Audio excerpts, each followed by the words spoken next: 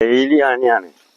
ആന, പന്നി, മാന്, മയില്, കുരങ്ങ്, ഒരു സാധനം കിട്ടൂല. ഒരു കർമൂസ് പോലും ഇല്ല. ഇതൊക്കെ പൈസ കൊടുത്ത് കർണാടകയിൽ നിന്ന് ഓല് കൊണ്ടുവരും, നമ്മള് വാങ്ങി തിന്നും. അതാണ് സ്ഥിതി. കഴിഞ്ഞ കൊല്ലം പിന്നെ അമ്മാനിന്ന് ഒരു കടുവേനെ പിടിച്ചോണ്ട് പോയി.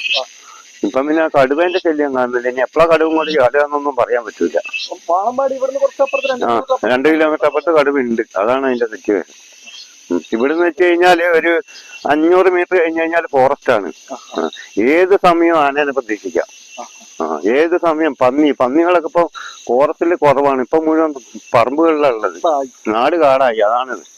ഇതിലും വെച്ചാൽ നമ്മളെ ഇവിടുന്ന് സർക്കാർ ഇടയ്ക്കെങ്കിലും പറഞ്ഞു വിടുന്ന അയക്കും നല്ലതാണ്. കാട്ടിലേക്ക് പറഞ്ഞു വിട്ട് കഴിഞ്ഞാൽ കുഴപ്പമില്ല. അതെന്തെങ്കിലും കൃഷിയത്ത് ജീവിക്കാനാണ് നമ്മളത് പോണ്ടി വരുന്നതാണ് നമ്മൾ പറയുന്നത്.